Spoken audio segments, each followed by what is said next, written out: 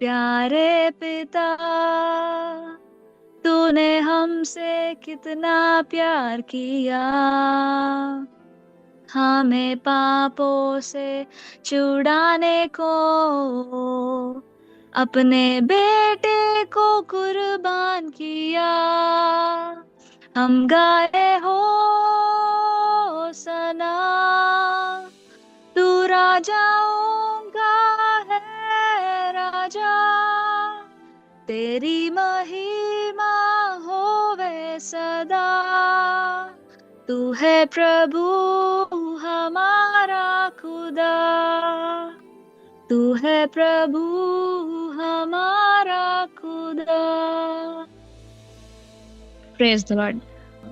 మహోన్నతుడా నీ కృపలో నేను నివసించుట నా జీవిత ధన్యతయున్నది. మహోన్నతుడా నీ కృపలో నేను నివసించుట, మహోన్నతుడా నీ కృపలో నేను నివసించుట నా జీవిత ధన్యతయున్నది, నా జీవిత ధన్యతయున్నది. రైట్, ప్రాముఖ్యమైన సమయానికి వచ్చాము.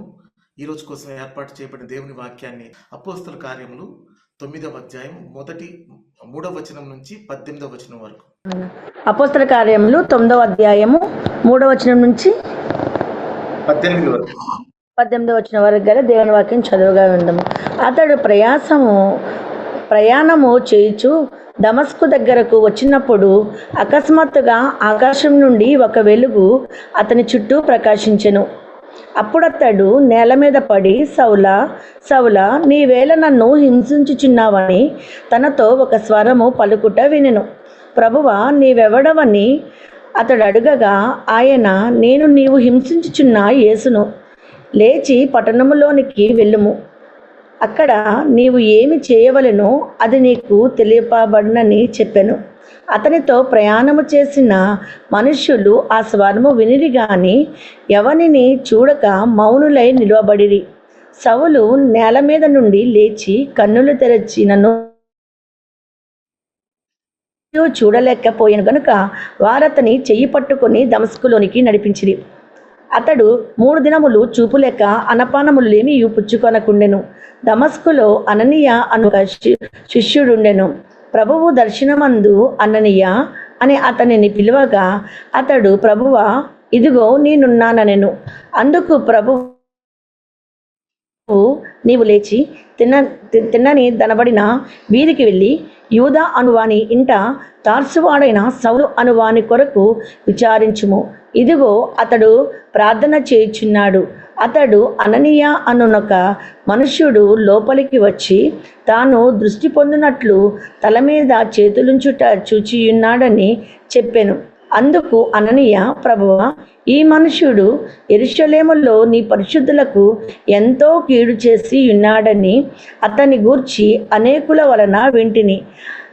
ఇక్కడను నీ నామమును బట్టి ప్రార్థన చేయు వారినందరినీ బంధించుటకు అతడు ప్రధాన యాజకుల వలన అధికారము పొందియున్నాడని ఉత్తరమిచ్చెను. అందుకు ప్రభువు, నీవు వెళ్ళుము, అన్యజనుల ఎదుటను రాజుల ఎదుటను ఇశ్రాయేలీల ఎదుటను నా నామము భరించుటకు ఇతడు నేను ఏర్పరచుకొనిన సాధనమై ఉన్నాడు. ఇతడు నా నామము కొరకు ఎన్ని శ్రమలను అనుభవింపవలెనో నేను ఇతనికి చూపుదునని అతనితో చెప్పెను. అననీయ వెళ్ళి అతని మీద చేతులుంచి, సౌలా, సహోదరుడా, నీవు వచ్చిన మార్గములో నీకు కనబడిన ప్రభువైన యేసు నీవు దృష్టి పొంది పరిశుద్ధాత్మతో నింపబడినట్లు నన్ను పంపియున్నాడని చెప్పెను. అప్పుడే అతని కన్నుల నుండి పొరల వంటివి రాలగా దృష్టి కలిగి లేచి బాప్తిస్మము పొందెను. తరువాత ఆహారము పుచ్చుకొని బలపడెను. ఇంతటితో పరిశుద్ధ పాఠము సరి. సో నా స్క్రీన్ విజిబుల్ అండి? కనపడుతుంది. రైట్. సో ఇవాళ ఆ, ఆ, స్నోయి గారు పాడిన పాట యాక్చువల్లీ యేషువా బ్యాండ్ వాళ్ళది. మంచి పాటలు చేశారు అసలు స్టార్టింగ్ లో. మంచి పాటలు ఉంటాయి వాళ్ళది. Nice, it's good to recollect those old memories. సరే, నేను వాక్యము ఇదిలోకి వెళ్లే ముందు ఒక చిన్న ప్రార్థనతో మొదలు పెట్టాలనుకుంటున్నాను. ఒకవేళ మీకు కూడా అలాగే అనిపిస్తే ఈ ఈ స్క్రీన్ మీద కనిపిస్తున్న ప్రార్థన మీరు చేయవచ్చు, చదవచ్చు. Lord, I'm tired of falling. I know what's right and yet I stumble. I don't come to you pretending to be strong. I come because I am weak. I want to change, but I need your help. Please meet me in this place, not with judgment, but with grace. Restore my heart, renew my mind, and remind me that I'm still yours, even now, especially now. Amen. Let's play Psalm 91. ఇక్కడ ఒక చిన్న disturbance వస్తుంది. సరే, వాళ్ళ 9వ అధ్యాయము మరి 1 నుంచి 18 వచనాల వరకు ఉన్నటువంటి భాగాన్ని చూస్తాము. నిజానికి 30వ వచనం వరకు ఉన్నది చూడాలి, కానీ అయితే కొంచెం దీన్ని మళ్ళీ 2 భాగాలుగా చేసుకుని చూడాల్సిన ఆవశ్యకత ఉండింది కాబట్టి నేను ఆ విధంగా తీసుకెళ్లే ప్రయత్నం చేస్తాను. అయితే మామూలుగా సౌలు చాప్టర్ 1 అన్నప్పుడు మనం ఇంతకు ముందు చూసాము. ఏం చూసామంటే సౌలు ఏ విధంగా తన యొక్క పనిలో బిజీగా ఉన్నాడు, ప్యాషనేట్ గా ఉన్నాడు. మరి స్టెఫెన్ మరణించేటప్పుడు మనకు కనిపించినటువంటి ఆ సౌలు మరి కనిపించిన వారందరిని హింసించడం, ఆ హింసని మరి ఇంతగా మరి ముందుకు తీసుకెళ్ళడం అనేటటువంటి సినారియాస్ అంతా కూడా చూసుకొచ్చాము. ఇక 9th చాప్టర్కి వచ్చేటప్పటికి ఏమైపోతుందంటే, లాస్ట్ టైం చెప్పినట్టుగానే పరిచయుడు అయ్యుండి కూడా చాలా చాలా కైండ్ ఆఫ్ ఎలా చెప్పాలంటే తనకు అంత మరి జీల్ ఎందుకు వచ్చిందో అర్థం కాదు. అంత వైలెన్స్ ని తను ఎందుకు మరి ఆ విధంగా తీసుకెళ్తున్నాడో కూడా అర్థం కాలేదు, కానీ బట్ ఆ విధంగా ముందుకు వెళ్తున్నాడు ఆ క్యాండిడేట్. అండ్ దెన్ ఏం చేశాడంటే, మరి దమస్కు పట్టణంలో అప్పట్లో మరి చాలా పెద్ద సినగాగ్, జూయిష్ సినగాగ్ ఉండేదంట. ఈ వివరాలన్నీ కూడా నేను నెక్స్ట్ ఎపిసోడ్ అప్పుడు, అంటే 19 నుంచి వచ్చే వచనం నేను మీకు పూర్తిగా పంచుకుంటాను. సో ఆ సినగాగులో ఉన్న మరి వీళ్ళ దగ్గరికి ఈ డిస్పర్స్ అయి వెళ్ళినటువంటి ఈ క్రైస్తవులు, లేకపోతే యూదులుగా ఉండి క్రైస్తవులుగా మారినట్టు వాళ్ళు వెళ్ళి అక్కడ బోధలు చేస్తున్నారు. మొజైక్ లా ప్రకారం ఇది లాగా నేరం కింద తీసుకుని వాళ్ళని అక్కడ పట్టుకుని ఇక్కడ తీసుకొచ్చి ఇక్కడ శిక్షిద్దాం అనే విధంగా ఒక జీవన్ పాస్ చేయించుకుని మరి అతను బయలుదేరుతున్నాడు. ఏది మీరు చూస్తే 2వ వచనంలో, 9వ అధ్యాయం 2వ వచనంలో ఏం చేస్తున్నాడు అంటే అదే చేస్తున్నాడు. పత్రికలు ఏమని అడిగి అతను తీసుకుని బయలుదేరుతున్నాడు. ఇప్పుడు అతని జీవితంలో ఒక సెకండ్ చాప్టర్ మొదలవబోతుంది. ఏంటంటే ఈ సెకండ్ చాప్టర్ లో, ఈ పర్టికులర్ అధ్యాయంలో మరి తను యేసుక్రీస్తుని కలుసుకోబోతున్నాడు. ఇదంతా కూడా మీకు తెలిసిన కథే ప్రియులరా. కాకపోతే మనం ఏం చేస్తామంటే ఈ కథలోని, అంటే ఈ 18వ వచనం వరకు ఉన్నటువంటి భాగాన్ని, మొదటి భాగాన్ని, అంతిమ భాగాన్ని చూసుకుంటూ వాటి మధ్య జరిగినటువంటి కొన్ని చర్యలను, యాక్షన్స్ ను మనం పరిశీలన చేసే ప్రయత్నం చేద్దాం ప్రియులారా. అయితే సింపుల్ గా మీకు జరిగిపోయిన కథని నేను ఒక వీడియో, అంటే without any sound at all, just ఒక చిన్న క్లిమ్స్ లాగా క్విక్ గా చూపించే ప్రయత్నం చేస్తాను. ఇప్పటి వరకు మనం చూసిందే, అతను ఏంటంటే స్టెఫన్ చనిపోయినప్పుడు కనిపించాడు. మరి స్టెఫన్ ని చంపేసిన తర్వాత అతను ఎక్కడెక్కడ చదువుకున్నాడు, ఈ విషయాలన్నీ మనం సంఘంలో చూసాం. కానీ ఇవన్నీ కూడా నేను వచ్చే ఎపిసోడ్ లో నేను మళ్ళీ మీకు ఒకసారి గుర్తు చేసే ప్రయత్నం చేస్తాను, ఎందుకు ఏంటి అనేది. సో తనకి ఇక్కడ ఉన్నటువంటి పరిస్థితులు తెలుసు, తనకున్నటువంటి జీల్ తెలుసు, ఆ ప్యాషన్ తెలుసు. యేసుక్రీస్తుని వీళ్ళు ఏదో ఒకటి చేసి చంపించగలిగారు, కానీ ఆయన తర్వాత ఆయన శిష్యులు మరి ఆయన యొక్క పరిచర్యను, లేకపోతే ఆయన యొక్క మిషన్ ను ముందుకు తీసుకెళ్తుంటే మరి శానిటరీని చాలా ప్రయత్నాలు చేసింది. వాళ్ళ ప్రయత్నాలన్నీ బెడ్స్ కొడతా ఉన్నాయి. But when they are waiting, వాళ్ళకి మరి స్టెఫన్ దొరికాడు. అండ్ దెన్ వాళ్ళు ఆ ఛాన్స్ యూటిలైజ్ చేసుకుని స్టెఫన్ ని చంపించేశారు. ఇక అక్కడి నుంచి సిచ్యువేషన్ కంట్రోల్లో తీసుకుని మరి పౌలు ఏం చేస్తున్నాడంటే అందరిని హింసించడం అదంతా కూడా చేస్తా ఉన్నాడు. సో ఇక్కడ నేను ఒక చిన్న రిక్వెస్ట్ ఏం పెట్టదలుచుకున్నానంటే, ఈ విషయాలన్నీ ఎలాగో మనం సంఘంలో కవర్ చేశాం కాబట్టి మీకు అవకాశం ఉన్నప్పుడు ఒక్కసారి ఆ యొక్క వీడియోస్ ని మీరు రీవిజిట్ చేస్తే, ఎందుకు అంటున్నానంటే ఈ మాట, ఆ లెన్స్ని మనం తెలుసుకున్నాం కాబట్టి, ఆ యొక్క రెలవెంట్ అండ్ రిక్వైర్డ్ ఇన్ఫర్మేషన్ మనం గ్యాదర్ చేసుకున్నాం కాబట్టి, ఆ ఇన్ఫర్మేషన్ తో మనం ఈ వాక్య భాగానే కదా ఏ వాక్య భాగం కూడా చదివినప్పుడు కూడా మనకి ఏంటంటే కనెక్షన్ అనేది చాలా మంచిగా ఉంటుంది అనమాట. So at least now I hope you understood why నేను మొదటి టాపిక్ మనది ఎఫెసీ పత్రిక ధ్యానం అయినప్పటికీ నేను ఈ యొక్క రిలవెన్స్ టర్మ్స్ అయినటువంటి ఒకటి మ్యూట్ చేయాలి బ్రదర్, సౌండ్ వస్తుంది. యా, శానిటరీన్ అంటే ఏంటి, సినగాగ్ అంటే, మొన్న ఒక్క డివైస్ మ్యూట్ చేయాలి మొన్న. యా, సో శానిటిన్ అంటే ఏంటి, సినగాగ్ అంటే ఏంటి, లేకపోతే రోమిడ్ అంటే ఏంటి, లేకపోతే పాల్ రోమిడ్ ఏంటి, ఇట్లా విషయాలన్నీ కూడా మనం అక్కడ చూసాం కాబట్టి సో ఒకసారి దయతో వాటిని రీవిజిట్ చేయండి. నేను యాజ్ ఎ సెడ్ ఈ మెటీరియల్ని ఇక్కడ కూడా యూజ్ చేసుకుని ఇంకా కొంచెం డీటెయిల్గా మనం వాటిని ఆ కనెక్షన్స్ని చూసే ప్రయత్నం చేస్తాం. సో ఎప్పుడైతే తను ఆ యొక్క జీవో తీసుకున్నాడో మరి యెరూషలేం నుండి బయలుదేరి మరి మనవాడు దమస్కు వైపుగా ప్రయాణం చేస్తున్నప్పుడు మరి ఆ మార్గ మధ్యంలోనే మరి యేసును కలుసుకున్నాడు అని అన్నది ఈ చాప్టర్లో ఇప్పటి వరకు మనం చూడబోయే వచనాల యొక్క సారాంశం. సింపుల్ గా చెప్పాలంటే అదే జరగబోతుంది అనమాట. అయితే మనం ఎట్లా చూద్దామంటే ఇందాక చెప్పినట్టుగా స్టార్టింగ్ ఎండింగ్ చూసి దాని మధ్యలో ఎలాంటి చర్యలు జరుగుంటాయని చూసే ప్రయత్నం చేద్దాం. ఏం జరుగుతుంది స్టార్టింగ్ లో? సౌలు మరి ప్రాణాధారమైనట్టుగా తను వర్క్ లో ఉన్నాడనే విషయాన్ని మరి మనకి అవి చూపిస్తుంది. అండ్ దెన్ సెకండ్ వర్స్ లో ఈ మార్గం అందున్న, కాబట్టి మీరు ఏం చేయొచ్చు అంటే హైలైట్ చేసుకోండి, లేదంటే అండర్లైన్ చేసుకోండి, లేదా నోట్ డౌన్ చేసుకోండి. ప్రాణాధారమైనట్టు అనే పదాన్ని నోట్ డౌన్ చేసుకోండి లేదా హైలైట్ చేసుకోండి. ఈ మార్గం అందున్న అనేటటువంటి పదాన్ని మీరు హైలైట్ చేసుకుని అతడు 3వ వచనంలో ఏం చేస్తున్నాడు అంటే ప్రయాణం చేయొచ్చు దమస్కు దగ్గరకు వచ్చినప్పుడు అకస్మాత్తుగా ఆకాశము నుండి ఏం చూశాడంట? 3వ వచనం చదవండి ఎవరన్నా, అట్లీస్ట్ ఆ చివరి పార్ట్ 3వ వచనంలో. అతడు ప్రయాణం చేయొచ్చు దమస్కు దగ్గరకు వచ్చినప్పుడు అకస్మాత్తుగా ఆకాశం నుండి ఒక వెలుగు అతని చుట్టూ ప్రకాశించెను. ఏం ప్రకాశించిందంటండి? ఒక్క వెలుగు. దాన్ని మీరు రౌండ్ చేసుకోండి లేదా హైలైట్ చేసుకోండి. అండ్ దెన్ తర్వాత ఆయన అడుగుతున్నాడు మరి నేల మీద పడినప్పుడు ప్రభు అడుగుతున్నాడు. Actual first dialogue initiated by ఎట్లా ఉందంటే, సౌలా సౌలా నీ వేళ హింసించుచున్నావు అని తనతో ఏముందండి? ఆ చివర ఒకసారి చదవండి. 4th లో చివర ఏముంది? హింసించుచున్నావు అని తనతో ఒక స్వరము పలుకుట వినెను. ఒక స్వరము పలుకుట వినెను. He heard a voice. ఇది ఒకటి నోటీస్ అండర్లైన్ చేసుకోండి. అండ్ దెన్ మరి మనవాడు అడుగుతున్నాడు, మరి నువ్వెవరో ప్రభు అంటే ఆయన ఏమంటున్నాడంటే, నేను నీవు హింసించుచున్న యేసును. I am Jesus, I am Jesus, I repeat, I am Jesus whom you are persecuting అని ఆయన చెప్పాడు. చెప్పి ఏమన్నాడంటే తర్వాత, లేచి పట్టణంలోనికి వెళ్ళుము. ఇది కూడా అండర్లైన్ చేసుకోండి. లేచి పట్టణంలోనికి వెళ్ళుము, అక్కడ నీవేం చేయవలనో నీకు తెలపబడుతుందని ఆయన చెప్పాడు.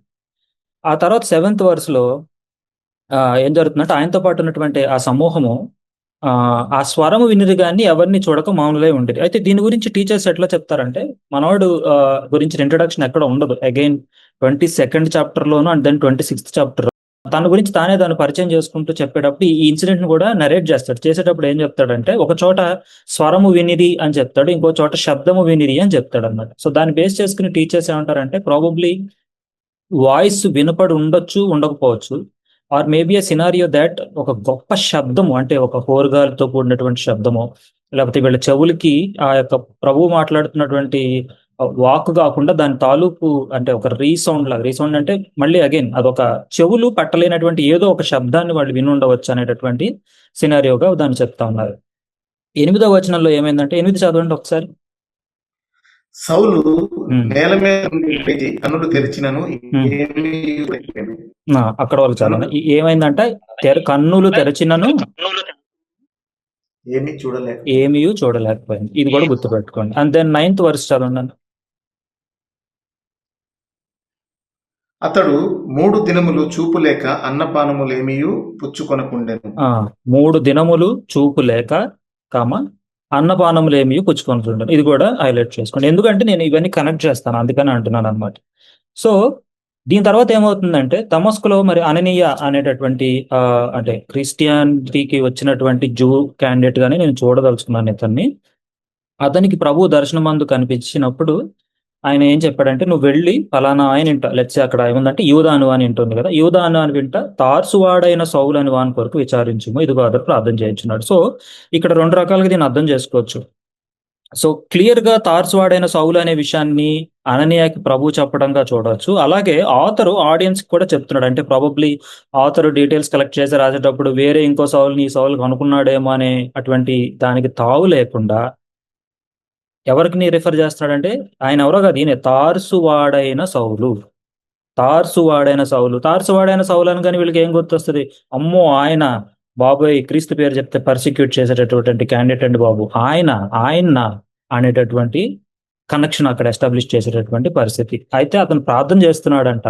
అంతేకాదు, అననీయ వచ్చి చేతి మీద తలంచి ప్రార్థన చేస్తే తనకు దృష్టి వస్తుంది అనే విషయాన్ని ఆల్రెడీ దర్శనములో పౌలు చూశాడనే విషయాన్ని కూడా 12వ వచనంలో ఉంది. ఒకసారి చదవండి అన్న, 12వ వచనం చదవండి. అతడు అననీయ అనునొక మనుష్యుడు లోపలికి వచ్చి తాను దృష్టి పొందినట్లు తల మీద చేతులుంచుట చూచి ఉన్నాడని చెప్పాను. So he already knew that Ananias will come. అయితే అననీయ రెస్పాన్స్ ఎలా ఉందంటే జూయిష్ రెస్పాన్స్.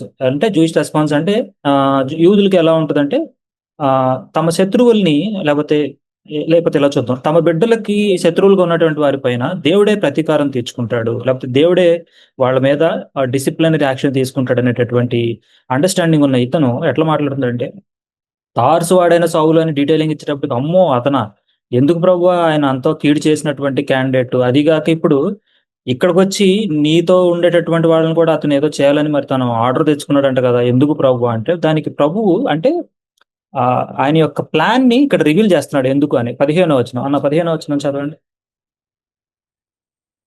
అందుకు ప్రభువు నీవు వెళ్ళుము, అన్యజనుల ఎదుటను రాజుల ఎదుటను ఇశ్రాయేలుల ఎదుటను నా నామము భరించుటకు ఇతడు నేను ఏర్పరచుకునిన సాధనమై ఉన్నాడు. అన్యజనుల ఎదుటను రాజుల ఎదుటను ఇజ్రాయేలీయుల ఎదుటను అలాగే నా నామం భరించుటకు ఇతడు నేను ఏర్పరచుకున్న సాధనమై ఉన్నాడు. అంతేనా? 16వ వచనం కూడా ఉంది, ఏముందండి? ఇతడు నా నామము కొరకు ఎన్ని శ్రమలను అనుభవింపవలనో నేను ఇతనికి చూపుదునని అతనితో చెప్పాను. ఇది రైటింగ్ స్టైల్ గురించి మనం మాట్లాడుకున్నాం. అంటే ముందే ఆ ప్రీ కాంటెక్స్ట్ వేలో దాన్ని సెటప్ చూపించి తర్వాత జరిగేటటువంటి యాక్షన్స్ ద్వారా పే ఆఫ్ చేయడం, అంటే ముందు ఎస్టాబ్లిష్ చేసి పే ఆఫ్ చేయడం లాగా అనమాట. సో అతను ఏ విధమైనటువంటి యాక్షన్ లోకి ఉండబోతున్నాడు అనేది మనకి ఇక్కడ ఎస్టాబ్లిష్ చేస్తున్నాడు. అండ్ అదే విధంగా పౌల్ గారి యొక్క యాక్షన్స్ కూడా ఉంటాయి. మోర్ ఓవర్ ఇది ప్రభువు తనతో ఈ విధంగా చెప్పిన ఈ విషయాల పట్ల సౌలు చాలా బలంగా నమ్మాడు. అంత బలమైనటువంటి కన్వర్జేషన్ కానీ ఇంటిమసీ కానీ లేకపోతే ఖచ్చితంగా జరిగింది. అందుకనే సౌలు అంత కన్విక్షన్ తో మాట్లాడుతుంది. ఎందుకంటే అప్పటిదాకా వేరే పోల్ గా ఉన్నటువంటి తను ఇప్పుడు ఈ దిశగా మరి మరలటం అంటే మామూలు విషయం కాదు. అంతలా దాదాపు 3 రోజుల పాటు ఉన్నాడు కాబట్టి అందుకనే ఇందాక అన్నాను, మొదటిని చివరిని చూపించి ఆ మధ్యలో జరిగిన దాన్ని మనం అర్థం చేసుకునే ప్రయత్నం అంటున్నాను కదా, అందులోకి నేను మిమ్మల్ని తీసుకెళ్తున్నాను. ప్రాబబ్లీ అంత బలమైనటువంటి కన్వర్జేషన్స్ లేకపోతే అంత బలమైనటువంటి నింపుదల పరివర్తన అతనిలో వచ్చి ఉండవచ్చు అని అనిపిస్తుంది. అంటే ఆ ఒక్కరోజే కాదు, అక్కడి నుంచి మొదలయ్యి అతన్ని over the period over his అతని యొక్క మిషనరీస్ కానీ లేకపోతే అతని యొక్క సువార్త పరిచర్యలు వీటన్నిటిలో కూడా ఆ విధంగా దేవుడు నేర్పించుకుంటూ బహుశా తీసుకువెళ్ళి ఉండొచ్చు అని అనిపిస్తా ఉంది.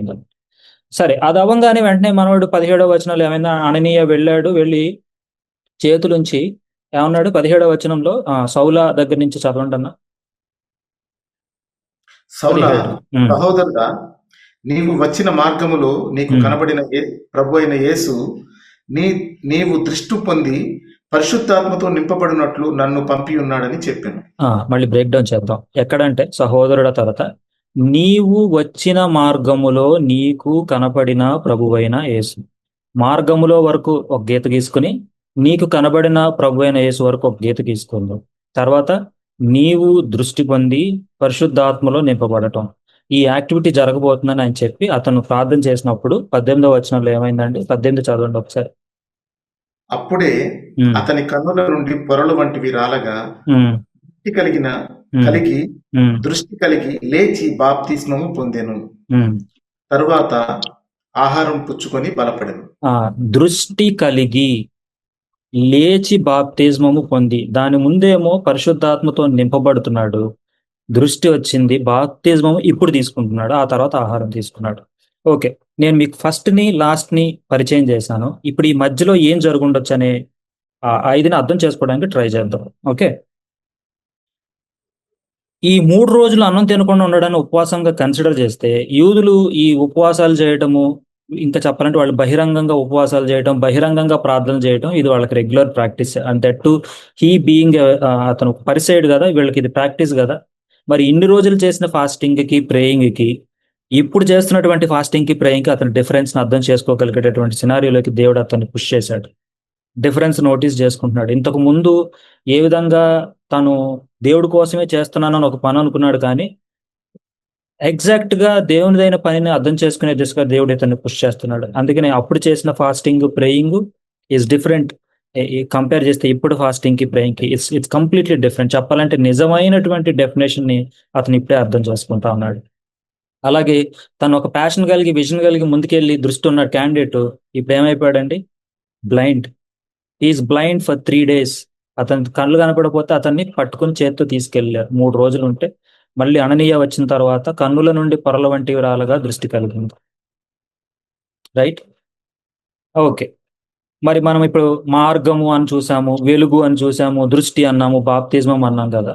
ప్రాబబ్లీ అంటే నేను జస్ట్ ఇలా అనుకుని ఉండొచ్చేమో సౌలు అనే కోణంలో మీకు నేను కొన్ని కనెక్షన్స్ ని పరిచయం చేయాలనుకుంటున్నాను. అంటే అంత క్విక్ గా ఎలా మారిపోయి ఉంటాడు అనేది ఒక చిన్న సంశయం ఉంటది కదా. అలాంటి కోణంలో మరి సౌలు లోపల జరిగినటువంటి ఆ యొక్క అంతర్మదనం సంఘర్షణ, లేకపోతే ఆ అనాలిసిస్, లేకపోతే ఆ ఇంప్లికేషన్స్ ఎట్లా చేసుకుని ఉంటాడు అనేది చూద్దాం. మరి ముందుగా అతను ఏం చూశాడంట? మనం 3rd verse లోనే కదా చూసాం. 3rd verse లో ఏం చూసామండి అన్న? ఒకసారి 3rd verse చివరి చదవండి. అకస్మాత్తుగా ఆకాశం నుండి ఒక వెలుగు అతని చుట్టూ ప్రకాశించాను. He saw the light. మరి ఈ లైట్ కి సంబంధించిన రెలవెంట్ వర్సెస్ గా అంటే అతను ఎట్లా కనెక్ట్ చేసుకుని ఉండొచ్చు బహుశా అన్నప్పుడు మరి నిర్గమకాండం 13వ అధ్యాయం 21వ వచనం తీయండి. నిర్గమకాండము 13వ అధ్యాయము 21వ వచనం.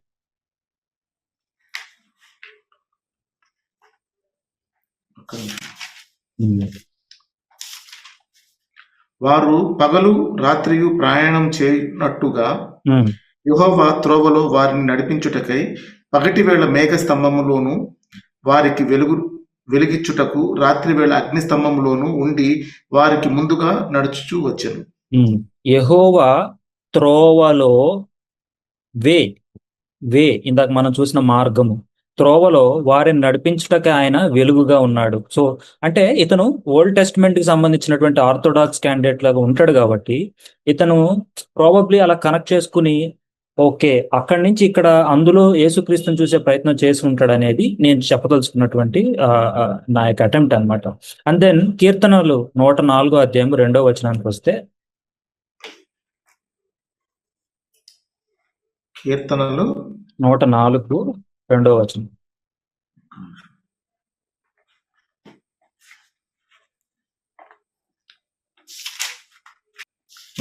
రెండవ వచనం. 1-2 పోనీ. యా. నా ప్రాణమా యెహోవాను సన్నతించుము. యెహోవా నా దేవా, నీవు అధిక ఘనత వహించిన వాడు. నీవు మహాత్యమును ప్రభావమును ధరించి ఉన్నావు. వస్త్రము వలె వెలుగును నీవు కప్పుకొని ఉన్నావు. తెరను పరిచినట్టు ఆకాశ విశాలమును నీవు పరిచి ఉన్నావు. ఇందాకేమో రాత్రికి పగలకి అవసరమైన లైట్ స్టాండ్ అనుకోవచ్చు, లేకపోతే అలా కనిపించాడు.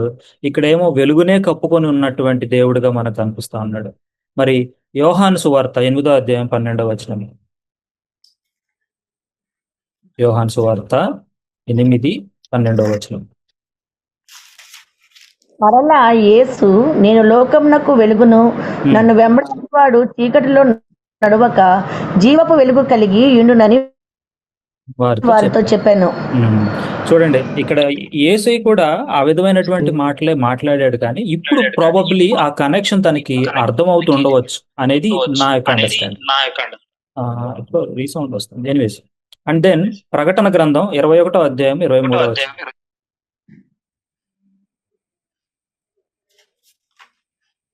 ప్రకటన గ్రంథం 21వ అధ్యాయము 23వ వచనం.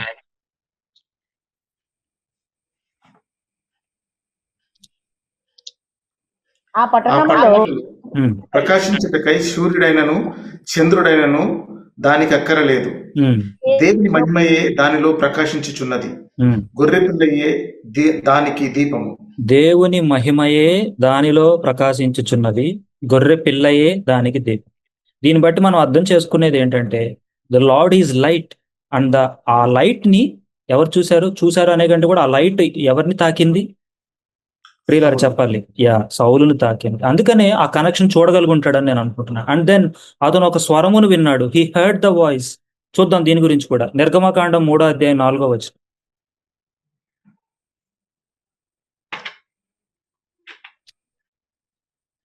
నిర్గమకాండము 3వ దానికి అధ్యాయము 4వ వచనం. వచ్చుట యెహోవా చూచెను. ఉమ్, దేవుడు ఆ పొద నడుమ నుండి ఉమ్. చదవండి అమ్మా. అని అతన్ని పిలిచెను.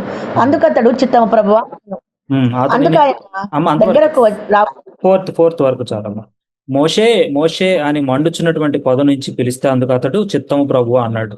అంతేకాదు ప్రియులరా, ఇప్పుడు ఇందాక చదువుకున్న అననీయ దగ్గర కూడా దర్శనం నందు పిలిస్తే ప్రభువా చిత్తం అని అననీయ రెస్పాన్స్ ఇస్తున్నాడు. ఉమ్, మరి ఆది కాండం 22వ అధ్యాయం 11వ వచనంలో ఇంకొక సినారియో చూద్దాం రండి. ఆదికాండం 22లో 11.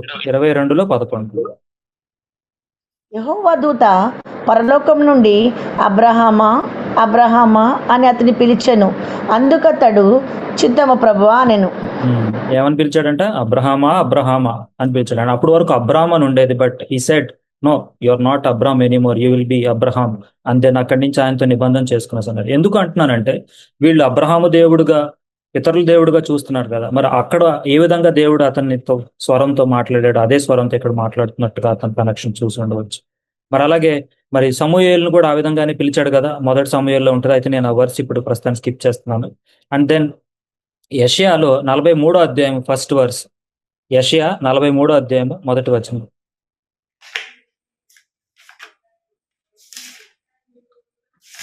అయితే యాకోబు నిన్ను సృష్టించిన వాడగు యెహోవా ఇశ్రాయేలు నిన్ను నిర్మించిన వాడు ఇలాగు సెలవిచ్చుచున్నాడు.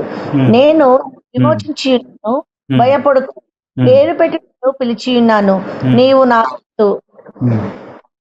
I have summoned you by name, you are mine అని అంటున్నాడు దేవుడు. పిలుస్తున్నాడు దేవుడు. ఇక్కడ కూడా అలాగే అతన్ని పిలుస్తున్నాడు. సౌలా సౌలా, why are you persecuting me అంటున్నాడు.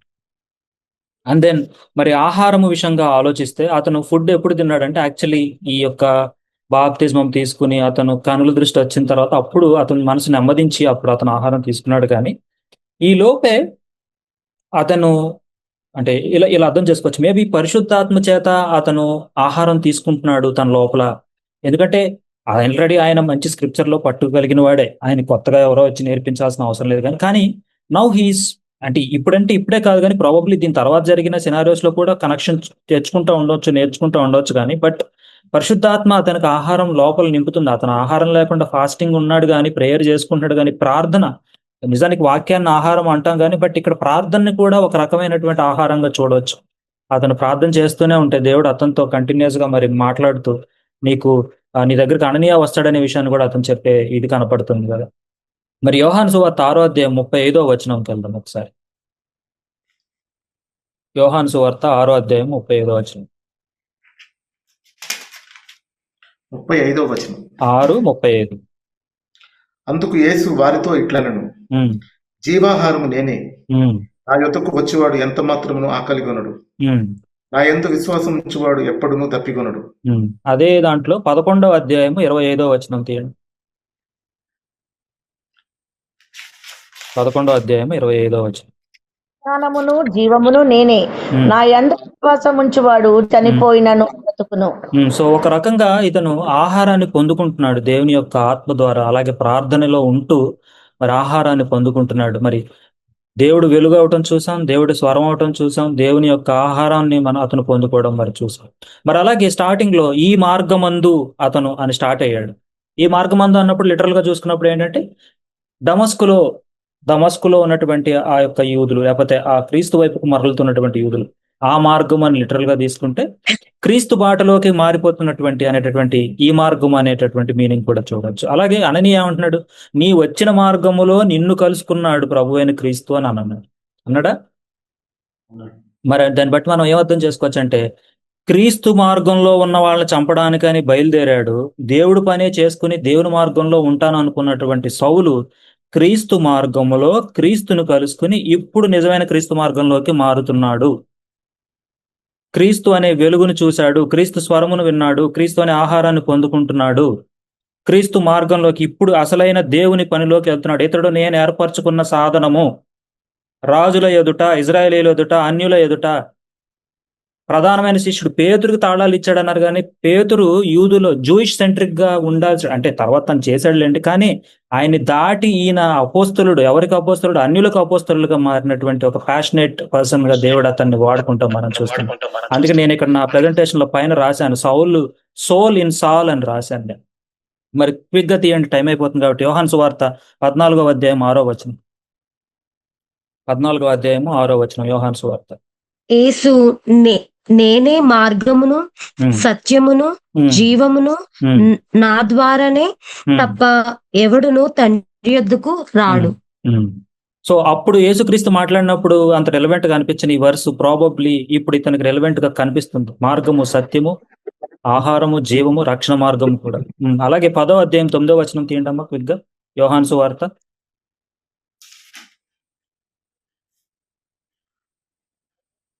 యోహాను 10:9. ద్వారమును, నా ద్వారా ఎవడైనా లోపల ప్రవేశించిన ఎడల వాడు రక్షింపబడిన వాడై లోపలికి పోవచ్చు, బయటికి వచ్చుచు మేత మేయచ్చు నుండును. సో ప్రాబబ్లీ అతనికి కనెక్షన్స్ దేవుడు అర్థమయ్యేలాగా ఎస్టాబ్లిష్ చేశాడు కాబట్టి అంత ప్యాషనేట్ గా వర్క్ చేశాడు. అలాగే అతను ఐఆమ్ స్టేట్మెంట్లు ఇక్కడ విన్నాడు కదా, అలాగే యేసుక్రీస్తు కూడా ఐఆమ్ స్టేట్మెంట్స్ ఇచ్చాడు. ప్రాబబ్లీ తను ఓల్డ్ టెస్ట్మెంట్ ఒకవేళ కనెక్ట్ చేసుకుని ఉంటే బహుశా మరి నిర్గమకాండం 3వ అధ్యాయం 6వ వచనానికి రండి ఒకసారి. నిర్గమకాండము 3వ అధ్యాయము 6వ వచనం. ఆయన నేను నీ తండ్రి దేవుడను, అబ్రహాము దేవుడను, ఇస్సాకు దేవుడను, యాకోబు దేవుడను అని చెప్పగా మోషే తన ముఖమును కప్పుకొని దేవుని వైపు చూడవెరచెను. ఇంగ్లీష్ లో ఏముందంటే ఐ ఆమ్ ఇక్కడ ఇందామా ఐ ఆమ్ జీసస్. నువ్వు ఎవరినైతే పర్సిక్యూట్ చేస్తున్నావు జీసస్ నేనంటే, ఇక్కడ ఏమంటున్నాడంటే I am the God of your father, the God of Abraham, the God of Isaac and the God of Jacob. 13వ వచనం నుంచి 16 వరకు కంటిన్యూస్ గా కొంచెం క్విక్ గా చదవండమ్మా. 13 నుంచి 16 అదే అధ్యాయం.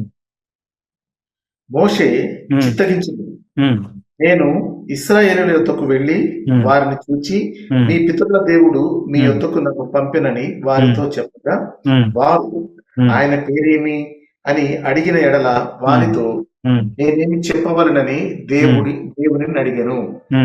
14 నుంచి 16. అందుకు దేవుడు నేనున్నవాడను అనువాడనై ఉన్నానని మోషేతో చెప్పాను. మరియు ఆయన ఉండునను వాడు మీ యొద్దకు నన్ను పంపినని నీవు ఇశ్రాయేలులతో చెప్పవలెనను. మరియు దేవుడు మోషేతో ఇట్లనెను, మీ పితరుల దేవుడైన యెహోవా అనగా అబ్రహాము దేవుడు, ఇస్సాకు దేవుడు, యాకోబు దేవుడనైన యెహోవా మీ యొద్దకు నన్ను పంపినని నీవు ఇశ్రాయేలులతో చెప్పవలెను. నిరంతరము నా నామం ఇదే, తరతరములకు ఇది నా జ్ఞాపకార్థక నామము. అక్కడ వరకు చాలన్నా. చూడండి ఇక్కడ ఐఆమ్ హూ ఐఆమ్, నేను ఉన్నవాడును అలాగే అనువాడు. అంటే నేను ఆయన యొక్క స్టార్టింగ్ పాయింట్ గురించి అసలు ఆయన చెప్పట్లా, బికాస్ వీళ్ళకి చెప్పిన అర్థం కాదు, నో వన్ కెనాట్ డిఫైన్ అనే విధంగా ఉంది. అండ్ వీళ్ళకి ఇంకా సింప్లిఫై చేసి చెప్పడానికి, ఇదిగో మీ పితరులైన అబ్రహాం దేవుడు నేనే, ఇస్సాకు దేవుడు నేనే, యాకోబు దేవుడు నేనే, వాళ్ళు నన్ను ఆరాధించారు కాబట్టి మీరు కూడా ఆరాధించండి అని నడిపిస్తున్నారు. మరి ఎట్లా పౌల్కి కనెక్షన్ అని అంటే యోహాను సువార్త 8వ అధ్యాయం 58వ వచనంలోకి రండి క్విక్గా, ఇక ముగిద్దాం. యోహాను సువార్త 8వ అధ్యాయం 58వ వచనం.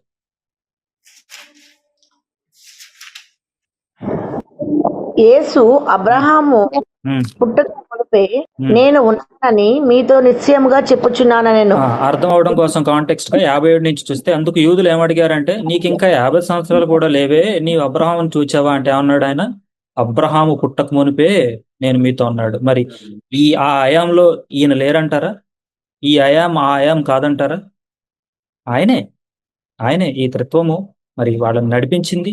మరి ఇప్పుడు ఇక్కడ మరి ఆ యొక్క రక్షణ కార్యం పూర్తి చేయడానికి మరి యేసుక్రీస్తుగా లోకానికి వచ్చింది ఇక్కడికి. ఆ కనెక్షన్స్ ని ప్రాబబ్లీ సౌలు మరి ఖచ్చితంగా చూడగలిగాడు కాబట్టి అంత బలంగా పనిచేశాడు. అలాగే 10వ అధ్యాయం 15వ వచనం యోహానులోనే. 10:18 10:15 ఉమ్, తండ్రి నన్ను ఎలాగున ఎరుగునో నేను తండ్రిని ఎలాగు ఎరుగుదునో ఉమ్, అలాగే నేను నా గొర్రెలను ఎరుగుదును. ఉమ్. నా గొర్రెలు నన్ను ఎరుగును మరియు గొర్రెల కొరకు నా ప్రాణము పెట్టుచున్నాను. అవే గొర్రెలు ఆయన యొక్క స్వరం వింటాయని కూడా చెప్తున్నాడు. అదే అధ్యాయం పైనుంచి చదువుకుంటా వస్తే, నేను మంచి కాపరినని చెప్తున్నాడు, నడిపిస్తున్నాను అని చెప్తున్నాడు. తండ్రిని చూడాలంటే మీరు నన్నే చూడాలంటున్నారు. తర్వాత నేనే మార్గం అంటున్నాడు. నేను తప్ప ఇంకో మార్గం లేదంటున్నాడు, వెలుగు అంటున్నాడు. మరి ప్రకటన గ్రంథము 1వ అధ్యాయము 17-18 వచనాలు. ప్రకటన గ్రంథము 1వ అధ్యాయము 17-18 వచనాలు.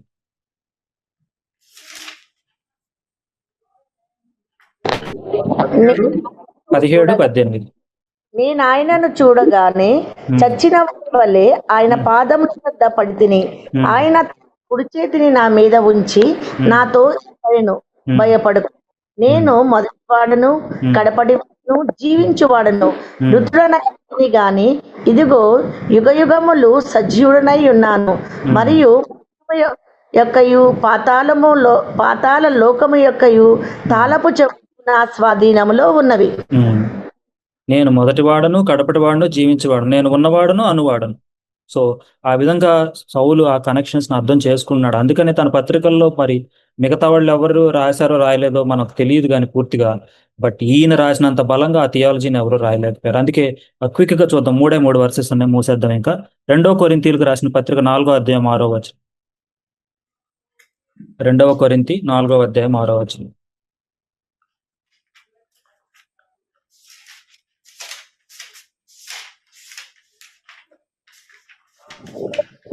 గనుక మేము మమ్మను గూర్చి ప్రకటించుకొనుట లేదు గాని క్రీస్తు యేసును గూర్చి ఆయన ప్రభువనియు మమ్మను గూర్చి యేసు నిమిత్తం మేము మీ పరిచారకులమనియు 2 కొరింథీయులు 4వ అధ్యాయం 6వ వచనం. నేను చదువుతాను, చూడండి. అంధకారంలో నుండి వెలుగు ప్రకాశించుగాక అని పలికిన దేవుడే తన మహిమను గూర్చిన జ్ఞానము యేసుక్రీస్తునందు వెల్లడిపరచుటకు మా హృదయములలో ప్రకాశించును. 2 కొరింథీ 4వ అధ్యాయము 6వ వచనం. సో అక్కడ వెలుగు గురించి మరి మనవాడు మరి ప్రస్తావిస్తున్నట్టుగా కనపడుతుంది. అలాగే కొలస్సీయులకు రాసిన పత్రిక 3వ అధ్యాయము 4వ వచనం. కొలస్సీయులకు రాసిన పత్రిక 3వ అధ్యాయము 4వ వచనం. మేబీ టైమింగ్ నేను క్విక్ గా చదువుతానులేండి. మనకు జీవమై ఉన్న క్రీస్తు ప్రత్యక్షమైనప్పుడు మీరును ఆయనతో కూడా మహిమయందు ప్రత్యక్షపడదురు. మనకు జీవమై ఉన్న, అలాగే ఇంతకుముందు ఈయనకి ప్రాణాధారమైనటువంటి ఆ పర్సిక్యూషన్ పోయి ఇప్పుడు జీవమైంది ఎవరు? క్రీస్తు అనే విషయాలు మాట్లాడుతున్నాడు. అలాగే ఎఫెసీ పత్రిక మరి 2వ అధ్యాయం 18వ వచనంలోకి వస్తే, ఎఫెసీ పత్రిక 2వ అధ్యాయము 18వ వచనం. ఉభయులము ఒక ఆత్మయందు తండ్రి సన్నిధికి చేరగలిగిన వారము. అయితే ఈ వర్స్ని మనం యాక్చువల్లీ, నేను టైం లేదు కాబట్టి స్కిప్ చేస్తున్నాను, బట్ అబ్రహాంతో వాగ్దానం చేసేటప్పుడు ఏం చెప్తాడంటే, నీ సంతతిన నేను ఒక సమాధానార్థమైనటువంటి ఒక వాగ్దానంగా తీసుకొస్తున్నాడు అనేటువంటి ఆ యొక్క కనెక్షన్ కూడా మనకు అక్కడ కనిపిస్తుంది. మరి పౌల్కి ఇంత చక్కని విషయాలు అర్థమయ్యాయి కాబట్టి అతను ఆ విధంగా పనిచేశాడు. మరి ఇక లాస్ట్ గా క్లోజ్ చేసేస్తున్నాను. కొలస్సీయులకు రాసిన పత్రిక 1వ అధ్యాయము 15-20 వచనాలు చదువు. కొలస్సీయులకు రాసిన పత్రిక 1వ అధ్యాయము 15-20 వచనాలు. దృశ్య దేవుని స్వరూపి అయి సర్వ సృష్టికి ఆది సంభూతుడై ఉన్నాడు. ఏలయనగా ఆకాశమందున్నవియు భూమి. మీ వాయిస్ బ్రేక్ అవుతుందమ్మా, మొన్న మీరు క్లియర్గా చదువుతారా? ఆకాశమందున్నవియు భూమి అందున్నవియు దృశ్యమైనవి గాని అదృశ్యమైనవి గాని అవి అందున్నవి దృశ్యమైనవి గాని ప్రభుత్వములైనను ప్రధాన ఆయనను బట్టి సృజింపబడిను. ఆయన అన్నింటికంటే ముందుగా ఉన్నవాడు. ఆయనే సమస్తమునకు ఆధారభూతుడు. సంఘము అను శరీరమునకు ఆయన శిరస్సు. ఆయనకు అన్నింటిలో ప్రాముఖ్యము కలుగు నిమిత్తము ఆయన ఆది అయ్యుండి మృతులలో నుండి లేచుటలో ఆది సంభూతుడాయను. ఆయన యందు సర్వసంపూర్ణత నివసింపవలెననియు ఆయన శిలువ రక్తము చేత సంధి చేసి ఆయన ద్వారా సమస్తమును, అవి భూలోకమందున్నవైనను పరలోకమందున్నవైనను వాటినన్నింటినీ ఆయన ద్వారా తనతో సమాధాన పరుచుకొనవలెననియు తండ్రి అభిష్టమాయెను. ఈ 5 వచనాలు ఈ ఒక్క గ్రంథంలో రాశాడంటే ఆయన ఎంత బాగా అర్థం చేసుకోగలిగాడు కదా. అన్నిటికంటే ముందున్న ఫస్ట్ బర్న్ మరి ఆయన చెప్తున్నాడు కదా. మరి కాబట్టి ప్రియులారా, మరి దేవుడు ఆ విధంగా మనకు కూడా మరి మంచి విషయాన్ని బోధిస్తుండగా మరి మనం ఆయనకి మరి మరొకసారి మనం థ్యాంక్ యూ చెప్పుకుంటూ ఆ కృపను బట్టి ఆయనకి మరి మనం వందనాలు స్థుతులు చెల్లించుకుంటూ, సమయం అయిపోయింది కనుక నేను ఇక్కడితో ముగిస్తున్నాను. కాబట్టి మరి ఆయన తప్ప వేరే ఏ మార్గము లేదు అనే విషయాన్ని మనం అర్థం చేసుకుంటూ ఆయన వైపు మనం ఏంటంటే కొంచెం టఫ్ ఏనండి. అంటే ఆయన చిత్తానికి తలవంచి చేయడం ప్రభువా నీ కంట్రోల్లో తీసుకుని అనేస్తాం, కానీ ఆయన చిత్తానికి తలవంచి ఇప్పుడు ఇంత ఫోర్స్ కలిగిన, ఇంత జ్ఞానం కలిగిన క్యాండిడేట్ మరి దేవుని కోసం పనిచేయటం, మరి ఒళ్ళు శిరస్సు వంచి పనిచేయటము అంటే మామూలు విషయం కాదు. కాబట్టి దేవుడు ఆ రీతిగా మనందరినీ ఆ రీతిగా వాడుకోవాలని, నడిపించుకోవాలని నేను కోరుకుంటూ, మరి ప్రభు చిత్తం అయితే మరొకసారి మిమ్మల్ని కలుసుకుంటాను. మీ అందరికీ కూడా షాలోమ్ షాలోమ్. దేవునికి మహిమ కలుగును గాక.